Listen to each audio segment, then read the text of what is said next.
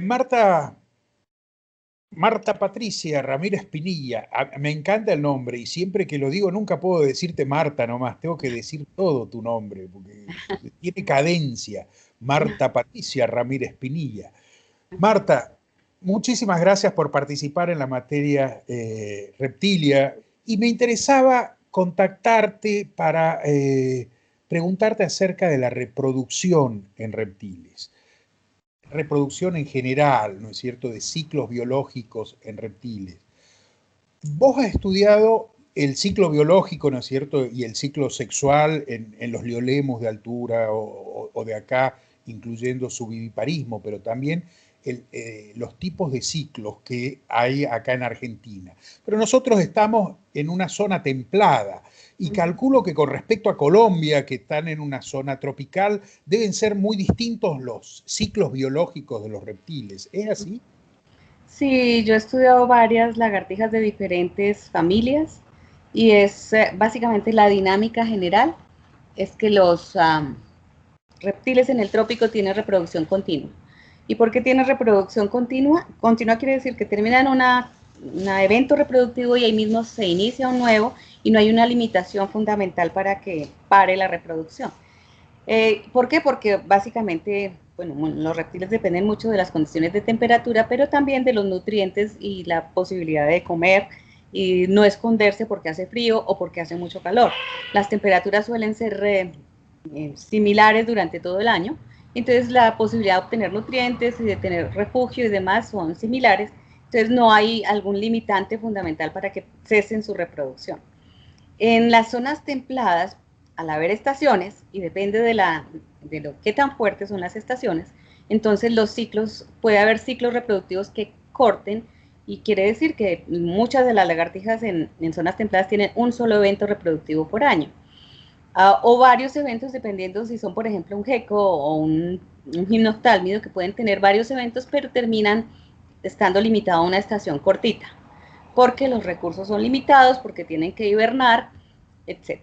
Entonces, lo que yo he visto, comparando los ciclos de lo que estudié cuando estuve en Argentina y cuando estoy acá, pues lo que llevo aquí en el trópico, es básicamente que aquí siempre se están reproduciendo.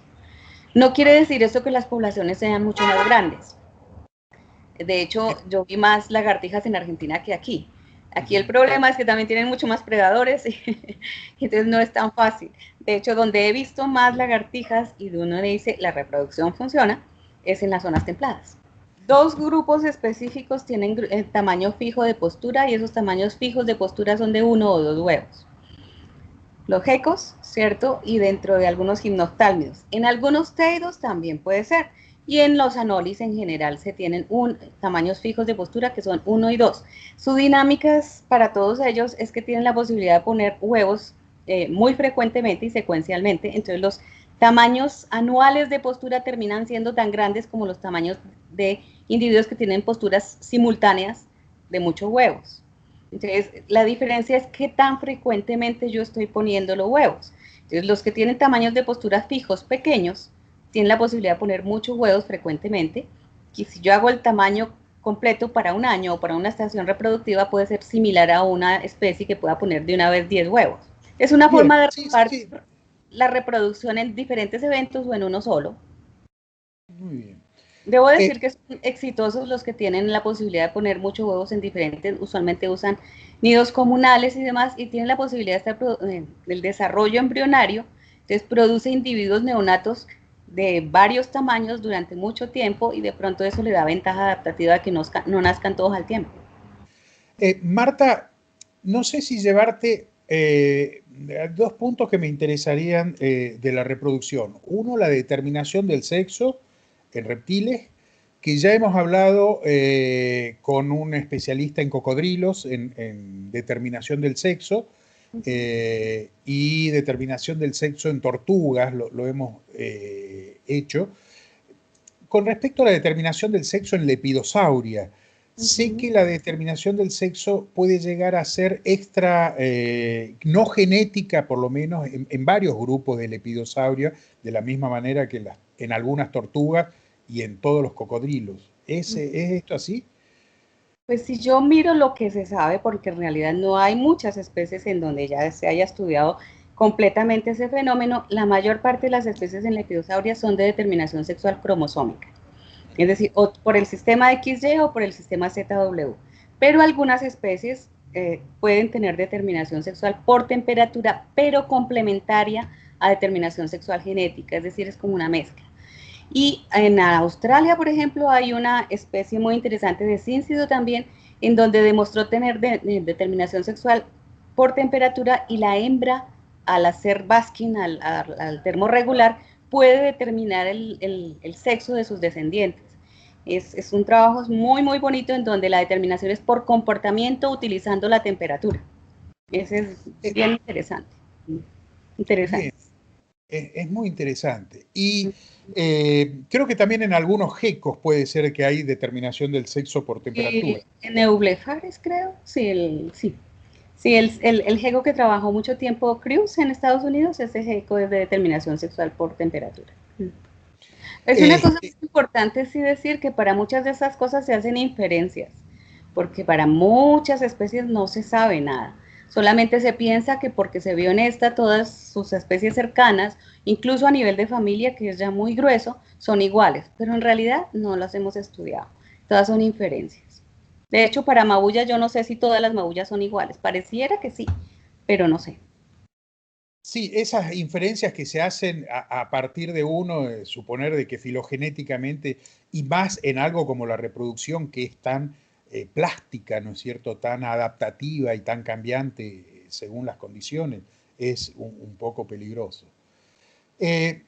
Marta, y con respecto a la hibridización y a la partenogénesis en el caso de reptiles, en reptiles hay varios casos de especies partenogenéticas, sobre todo en teidos, ¿no es cierto?, como en Ameibula o en algunos grupos de lo que antes se llamaba Nemidophorus, que ahora está separado en varios grupos.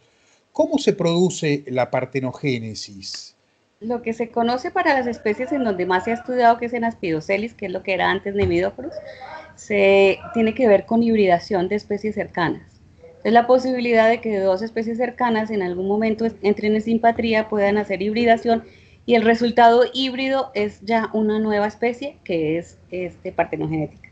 Esa especie puede comenzar a producir huevos que son exactamente iguales a ellos, son clones reales, crean una matroclina, pero además estos individuos hembras pueden retrocruzarse con una de las especies parentales cercanas y originar una nueva línea de partenogénesis.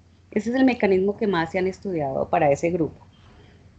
Bien, es como en el caso de rana, ¿no es cierto? Hay algunas ranas que también se producen, algunas especies de rana que se producen por hibridación y que necesitan retroalimentarse con las especies generadoras, ¿no es cierto?, para mantener. Yo siempre pensé que con el asunto este de la partenogénesis, en la película Jurassic Park cometieron un error. ¿Te acordás que como mecanismo de seguridad, como habían reconstruido el ADN de los dinosaurios, los habían hecho todos hembras, pero habían utilizado, y según dice la película, con ADN de ranas, y por eso las ranas que eran partenogénicas, después produce que los dinosaurios de Jurassic Park se reproduzcan partenogenéticamente. Y ahí me parece que cometieron un error, porque que yo sepa no hay ranas partenogenéticas, y sí hay reptiles partenogenéticos, como los Aspidocelis, por ejemplo. Entonces, si ese pequeño error hubiesen corregido en Jurassic Park, es, digamos, casi uno de los pocos errores que le he visto al Jurassic Park. Pero eso también depende de si ese dinosaurio tenía, qué tipo de determinación sexual tenía. Porque si hicieron que fuera partenogénico y si tenía determinación sexual, ¿cómo las aves? Los descendientes no pueden ser hembras, tienen que ser machos. De reproducción por partenogénesis a partir del sistema ZW, Claro. solamente pueden ser descendientes machos, es decir, no podrían haber reproducido si no sabemos cuál es el sistema de determinación sexual de los dinosaurios. Si era por cromosómica, no podrían haber tenido líneas matriciales femeninas. Y si era por temperatura, pues es muy difícil. ¿Cómo vas a controlar la temperatura de incubación? Entonces, esa idea es compleja, no es tan fácil. Interesante, touché, me gusta el asunto. Porque un poco los reptiles han quedado medio divididos, los amniotas, ¿no es cierto?, en dos grandes grupos. Los mamíferos que son vivíparos y todos los reptiles que deberían ser ovíparos, gallinas incluidas. ¿Pero es cierto para todos los reptiles esto? No, por supuesto que no. Dentro de los escamados encontramos una gran proporción de especies que pueden ser vivíparas y además de vivíparas matrotróficas, que es muy importante y que es convergente con la condición de los mamíferos. Entonces, ciertamente dentro de amniotas no solamente los mamíferos son vivíparos, al igual que no solamente dentro de los vertebrados los mamíferos son los únicos vivíparos. Encontramos en todos los grupos, con excepción de pocos grupos en donde solamente hay especies ovíparas. En realidad el viviparismo es muy común. Encontramos desde condrictios, ¿no es cierto?, en donde hay una forma elaborada. Anfibios. Y has mencionado dos palabras interesantes, el viviparismo y la matrotrofia. ¿Cuál es la diferencia entre ellas? ¿Qué pasa con el ovoviviparismo? ¿Se sigue utilizando? No, oviparismo no se utiliza. Son básicamente dos cosas diferentes. Oviparismo y viviparismo se refiere a la forma como nacen los organismos. Si nacen directamente de la madre es vivíparo y si nace de un huevo que ha sido puesto fuera del cuerpo de la madre es ovíparo. Por supuesto no hay una condición intermedia. Ovíparos se referían a que mucha parte del desarrollo se daba dentro del útero de la madre, pero así son todos, por ejemplo, todos los escamados. Toda la parte inicial del desarrollo y hasta el inicio del desarrollo de los miembros, que es una muy buena parte del desarrollo, se da dentro del útero de la madre, a pesar de que son ovíparos. Pero a la hora de nacer, ¿cierto?, ponen huevos. Y hay otros escamados que directamente tienen especies vivíparas, que lo que nace es un neonato que ya es independiente. Entonces son dos, este es un concepto específico para el modo de paridad, se llama. Y otro es el concepto para el modo de nutrición embrionaria. Prácticamente todos los organismos ovíparos son lecitotróficos. ¿Qué se refiere la citotrofía? A que en la nutrición del embrión durante su desarrollo se basa en la yema del huevo. Lecitos es yema. Por otra parte, hay matrotrofía. Matrotrofía se refiere que se alimentan de algo que les aporta la madre que es posterior a la ovulación. Y puede ser a través de placentas, como en el caso de los amniotas, en donde la placenta es es la estructura intermediaria que permite la transferencia de nutrientes de la madre y el feto desde el útero o el oviducto hacia el embrión en desarrollo, o puede ser matrotrofía post-nacimiento, como por ejemplo la lactación es una forma de matrotrofía. Ahora, las relaciones entre la madre y el hijo, la mamotrofía, siempre hay algún tipo de mamotrofia, siempre hay algún tipo cuando hay una gestación desde el interior de la madre, aunque sea oxígeno en algún momento de la vida, tiene que haber algún intercambio. Y desde que solamente intercambian oxígeno hasta que intercambian absolutamente todos los nutrientes, hay una gradación, ¿no es cierto?, en donde puede haber distintos tipos de mamotrofia. Sí, señor.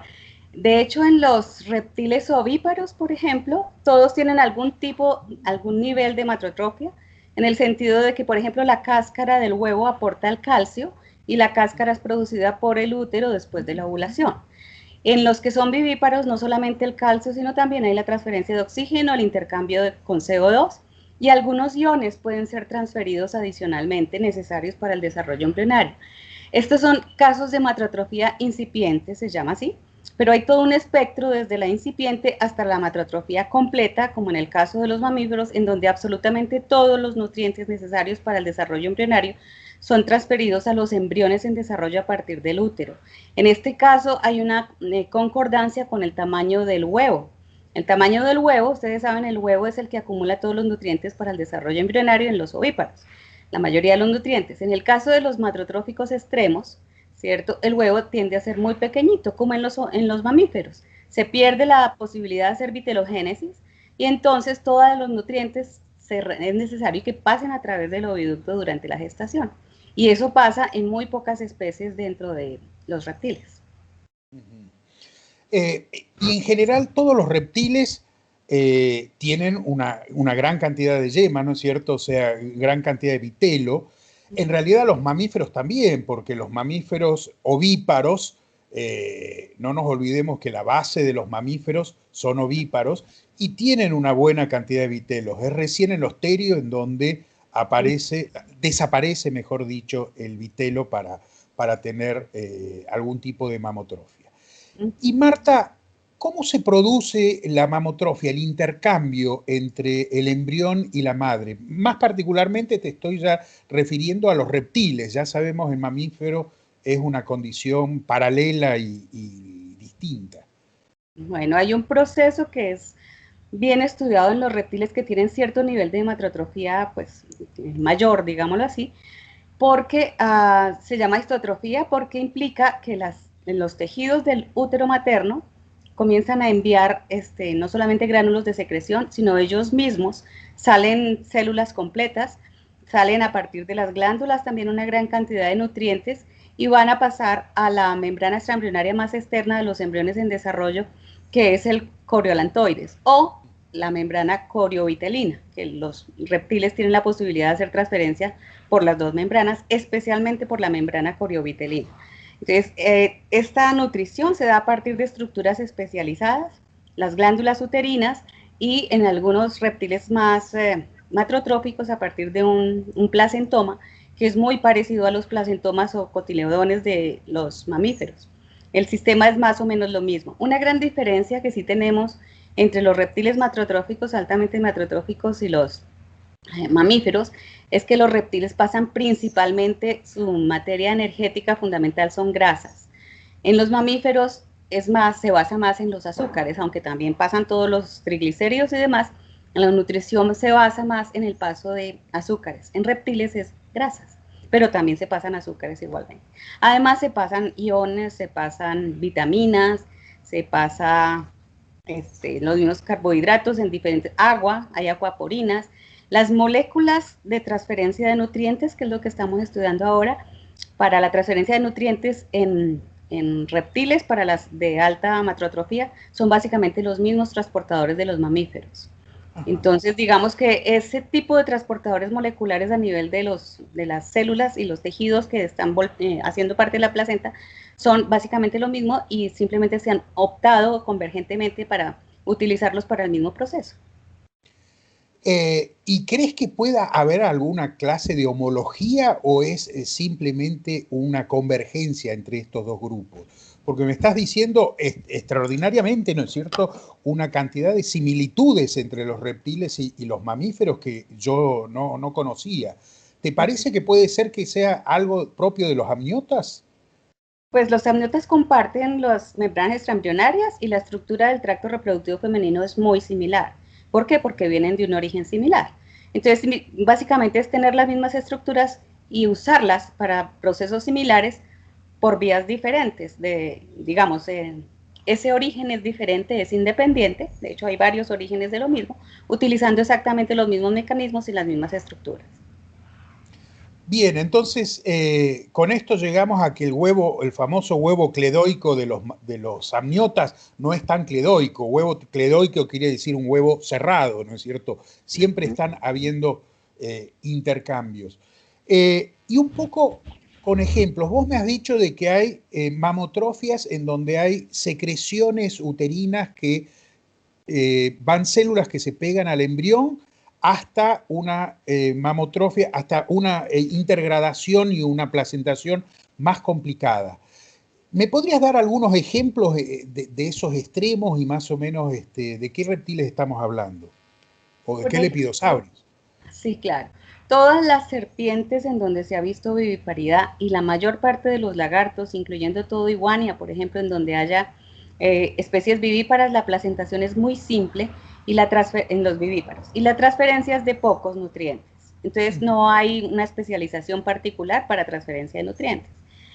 Por el contrario, dentro de la familia Cincidae hay 5 clados que se ubican, son gondwanicos en últimas, ¿cierto? Salva alguno que llega al norte de África, sur de Europa, que comparten esa característica de haber desarrollado matrotrofía intrauterina. Estos clados son todos de la familia Cincidae y en ellos hay una gradación en donde el grado más alto de macroatrofia que converge, incluso es mucho más alto que el de los mamíferos, es el de las especies del género Mabuya. El género Mabuya es propio entonces de las Américas, desde México hasta Argentina, y es el género que tiene un nivel más alto de macroatrofia dentro de todos los escamados conocidos hasta ahora. Se supone que hay un clado africano que puede ser más macrotrófico, pero es que no se ha vuelto a encontrar ningún ejemplar de eso, entonces es a partir de ejemplares de museo que se infiere que puede ser. Por ahora lo que conocemos es solamente para Mabuya, que es el clado americano. Bien, con respecto a eso, Mabuya recientemente ha sido separado taxonómicamente y el género Mabuya ha quedado para los africanos, y a los americanos, que es un clado independiente y monofilético, le han puesto una cantidad de nombres extremadamente, lo han dividido en muchísimos géneros distintos, así que cuando hablamos de los Mabuya, quizás tendríamos que hablar más de Mabúyide, ¿no es cierto? O sea, la familia en general, porque ya los géneros, pero estamos hablando, tu concepto de Mabuya es este concepto de los cíncidos americanos, ¿no es cierto?, que van desde México hasta Sudamérica y que realmente son todos muy parecidos, ¿no es cierto? Las especies son relativamente muy parecidas. En otros grupos de reptiles o de lepidiosaurios, ¿hay casos de viviparismo, aunque sea aislado? Sí, prácticamente casi todos los grupos de reptiles escamados tienen, con excepción de gecos. Gecos tiene una sola o un par de especies en Nueva Zelanda que son vivíparos, y son vivíparos lecitotróficos, es decir, simplemente retienen los huevos, pero casos de matrotrofia solamente dentro de Cincia. Digamos, el desarrollo de la viviparidad es altamente extendido dentro de los escamados.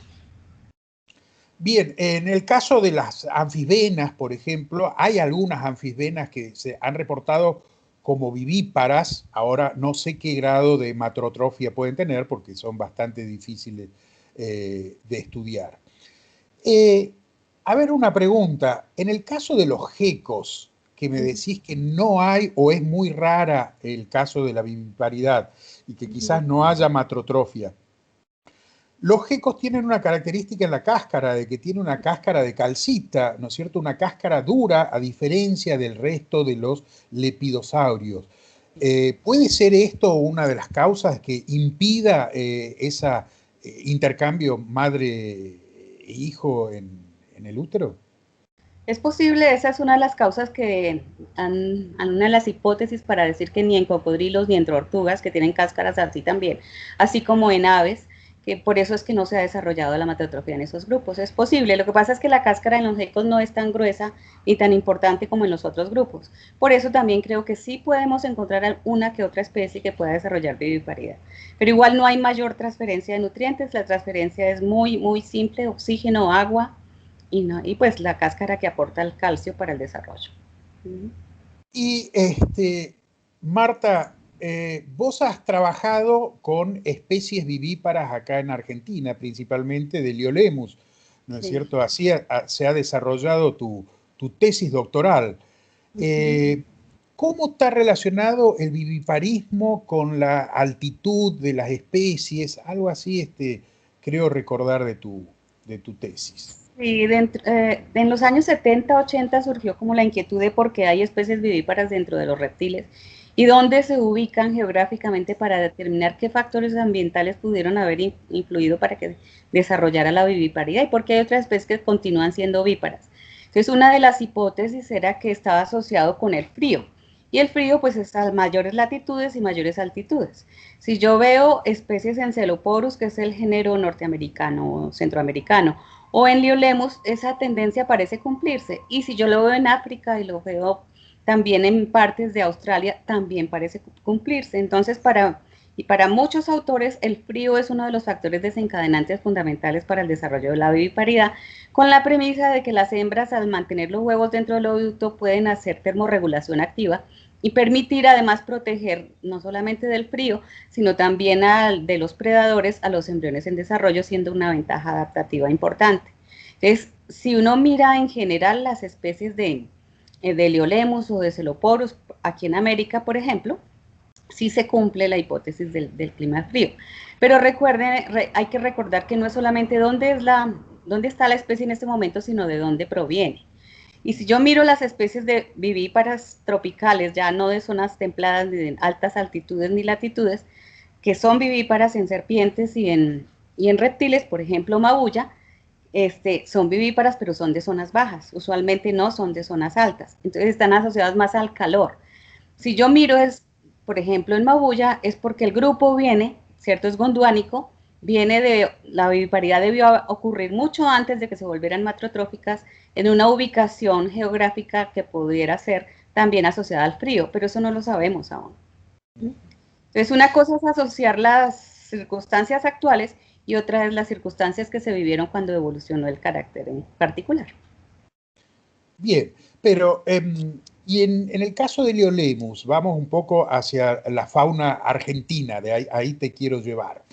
Me decís de que la matrotrofia no es demasiado avanzado, es relativamente incipiente, o sea, es casi una retención de huevos, que quizás ahí la hipótesis de la termorregulación, que la madre termorregula y permite que los huevos se críen a mayor temperatura que si los dejasen, es una hipótesis bastante válida, ¿no es cierto? O sea, casi a una retención de huevos más que a un viviparismo por la matrotrofia.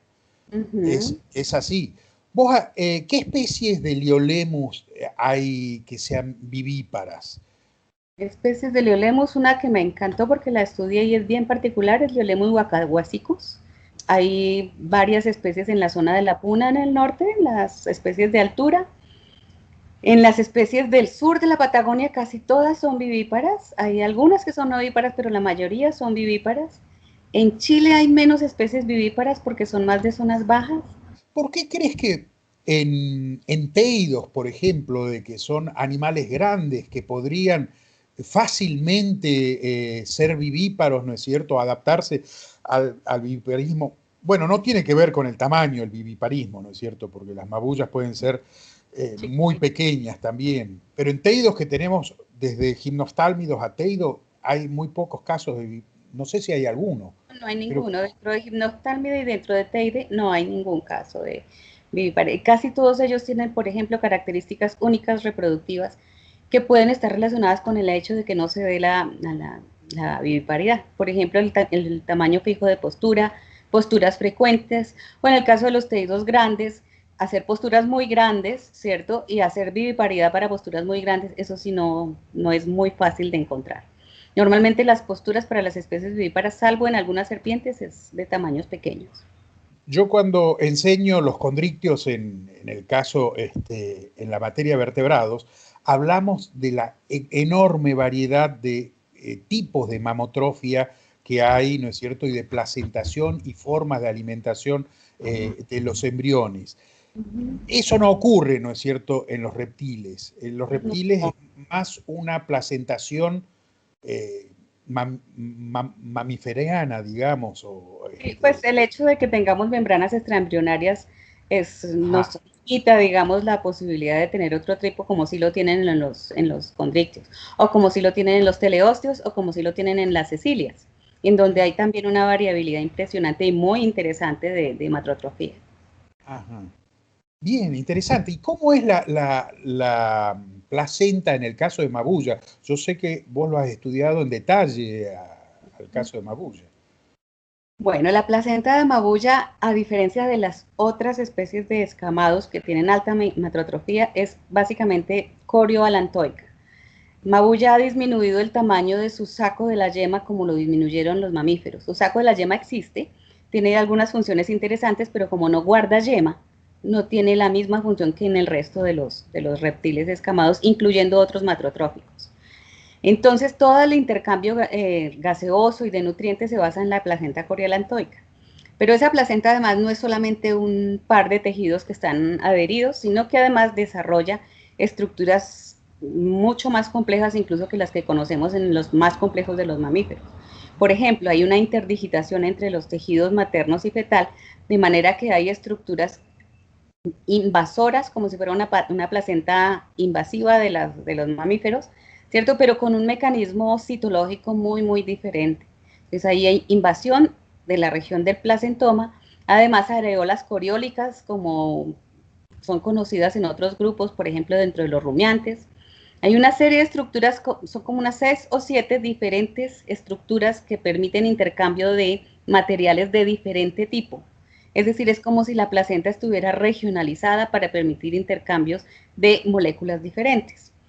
Nosotros estamos estudiando por dónde pasa qué molécula y cuáles son los transportadores que me permiten pasar esas moléculas durante el desarrollo embrionario. Entonces, eso nos hace ver que no hay placenta tan compleja como la placenta de Mabuya hasta ahora. Es posible que pues haya otros organismos que tengan placentas más complejas, pero pues hay mucho de lo que no hemos estudiado. Por ahora, dentro de los reptiles escamados es la más compleja. Y si yo miro las especializaciones que tiene, puede ser mayor que cualquier otro amniota que tenga placenta. Según entonces lo que yo entiendo es que es la placentación, o sea, el intercambio entre madre e hijo está regionalizado como en parches y que cada uno de esos parches está especializado en un tipo de intercambio específico. Sí, y un tipo de transferencia diferente, porque una cosa es secreción de glándulas a través de lo que se llaman areolas coriónicas, otra vez es una secreción de moléculas más pequeñas a través de estas células invasoras. Adicionalmente, no es solamente la función de la placenta es hacer el intercambio de nutrientes, sino también producir, por ejemplo, hormonas. En Mabuya pasa lo mismo que en mamíferos, que el cuerpo lúteo desaparece temprano durante el desarrollo. Entonces, la progesterona necesaria para el desarrollo embrionario intrauterino durante toda la gestación depende de la progesterona sintetizada por la placenta. Entonces, hay células especializadas no solo en transferencia, sino en producción de hormonas necesarias para la gestación. Realmente entonces entra a ser un órgano independiente tanto de la madre como del hijo, la placenta misma. Y una duda que se me acaba de ocurrir ahora, esa placenta tan interdigitada y tan invasiva, cuando ocurre el parto, ¿hay pérdida de sangre igual que los mamíferos, ¿no es cierto? Porque se rompe tejido o no Pues necesariamente. sí he visto parto en estas Mabuya. Yo no vi, pues, como sale la placenta, lo que sale son las membranas extraembrionarias y esas son muy irrigadas. Y uno no sabe realmente si esa sangre que está saliendo es solamente de la irrigación del alantoides o también hay sangrado por parte del epitelio uterino, del conjuntivo uterino. Es muy posible que sí, por la interdigitación. Lo que pasa es que hacer ese estudio no es tan fácil, pero pues es una pregunta interesante que podemos tratar de desarrollar, sí. Marta, me estás diciendo otra similitud entre mamíferos y mabuya en la placentación. Hace unos 20 años comenzaron a estudiar la placentación en los mamíferos a nivel evolutivo que pudo haber causado el desarrollo de una placenta compleja y que se disminuyera la viterogenina en los huevos y permitiera el desarrollo de todos los terios. Y uno de los hallazgos más interesantes sobre estos estudios es que encontraron que parece que la placentación compleja está asociada en los terios, está asociada a la invasión por parte de virus, retrovirus particulares, que hacen cambios fundamentales en el DNA e inducen entonces a que se desarrollen genes que son los que permiten que las membranas extraembrionarias comiencen a hacer placentas complejas y a hacer transferencia de nutrientes. Específicamente hasta han encontrado en dónde es que se han insertado estos genes a partir de retrovirus. Hace poco, hace unos 2 años, un investigador francés que trabaja con placentación y virus que inducen la placentación evolutivamente hablando en mamíferos, me contactó y trabajamos conjuntamente para saber si en reptiles, particularmente en Mabuya, existían virus similares o de la misma familia que pudiéramos hipotetizar que hubieran estado relacionados con el desarrollo de la placenta en Mabuya. Y justamente encontramos que el mismo tipo de virus, unos virus fusogénicos se llaman, que permiten ¿se acuerdan que en mamíferos se forman sincitios en algunos casos? Bueno, aquí también en Mabuya hay sincitios que permiten esa relación muy, muy íntima entre el útero y la madre y el embrión. Parece que esos virus están induciendo genéticamente a que haya fusión celular y esa fusión celular permite la complejidad de las placentas. En Mabuya encontramos un virus que es de la misma familia, pero no exactamente el mismo. Entonces, parece que el desarrollo de las placentas está relacionado con una infección viral. Como muchos aspectos evolutivos de grandes adquisiciones morfológicas, fisiológicas, están asociadas a los virus. Los virus son una fuente evolutiva impresionante. Y en este caso ya lo pudimos corroborar, mirando que son virus del mismo tipo de virus los que producen la placentación en mamíferos y los que producen la compleja placentación en Mabuya. No sabemos para ningún otro lagarto lo mismo. Nadie lo ha estudiado hasta ahora. Este trabajo es reciente, lleva tal vez 2 años, y es un trabajo pues muy interesante. Nos está hablando a nivel evolutivo de algo que es impresionante y es como los virus han moldeado la evolución. O sea, para mí es algo novedoso, me vuela la cabeza lo que me estás diciendo y realmente me parece algo súper interesante. Es bien interesante. Siempre me ha gustado muchísimo lo de la transferencia horizontal de genes, es algo que complica y parece ser que no es tan raro, ¿cierto? No, no, entre más estudia, más común es y es además un factor importantísimo para la evolución de caracteres complejos, que eso es súper interesante. Se nos complica el estudio, ¿no es cierto?, con las transferencias horizontal. Sí, El claro. cladismo que nos había solucionado la vida diciendo de que había un solo sentido, ¿no es cierto?, filogenético, acá se nos está haciendo un sincicio filogenético justamente, en donde los límites entre qué es un grupo y qué es el otro se entran a difuminar. Realmente muy, muy interesante. Marta, realmente me ha gustado la charla, muy interesante, así que te agradezco muchísimo con la participación en Reptiles. No, con mucho gusto y cuando necesites, con mucho gusto. Es un placer.